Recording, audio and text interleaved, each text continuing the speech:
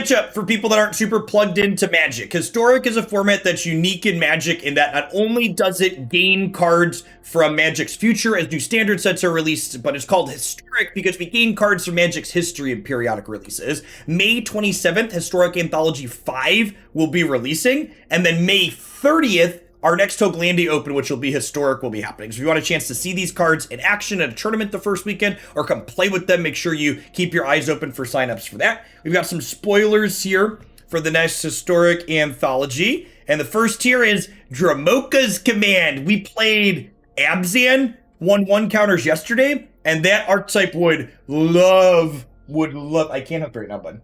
This archetype would love this card. And honestly, so we had Ojutai's Command in the spoilers yesterday, so I hope this means we're going to get the full Khan's command cycle. Yeah, let's see what else we got here. Ooh, Intangible Virtue. I like that they've been sprinkling in these kind of sweet Innistrad cards, because Innistrad, for those not familiar, Historic is eventually going to have all the Pioneer cards in it, and Innistrad was a really sweet set right before Pioneer. So these are cards that aren't Pioneer legal that could potentially be sweet. So this is a pretty big upgrade to a tokens deck. We saw Naya tokens saw play in the Hoaglandia Open this past weekend. Maybe this could be a solid upgrade to that. We're getting Stifle. Okay. I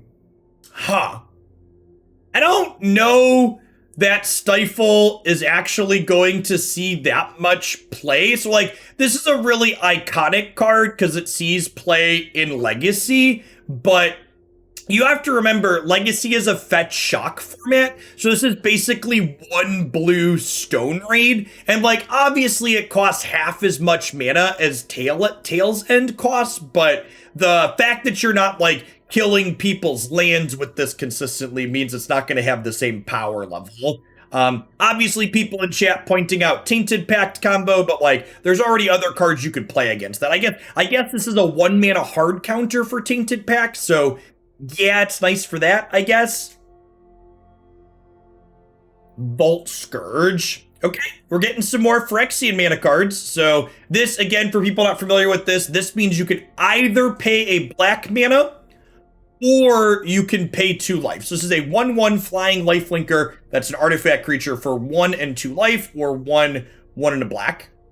Maybe Tempered Steel. Maybe I don't know. I don't know that Tempered Steel. I guess we were playing worse cards than this in Tempered Steel. So that seems potentially fine.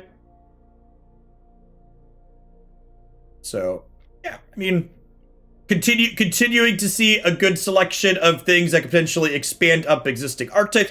Honestly, and I think this is a good thing. So a lot of people, I felt like with HA4 complained when HA4 didn't have obvious, big, strong upgrades to existing archetypes in the format.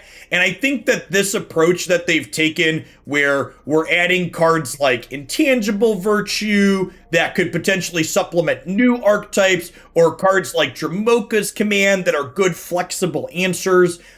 Something that's low-key really important to acknowledge about Dramoka's Command is target player sacrifices an enchantment on this card.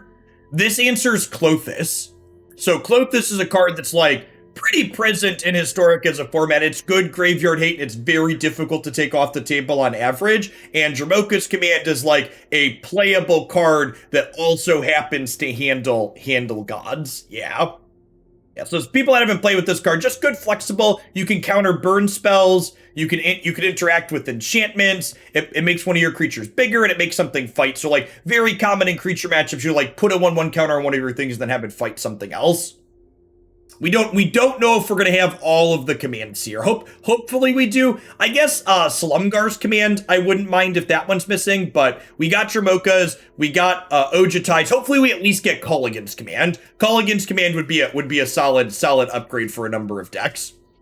Slumgar's Command and Atarka's Command, I could take or leave, but K Command's a super playable card that I would slot into a number of archetypes by default. Be solid, good, flexible card. All right, thank you for waiting.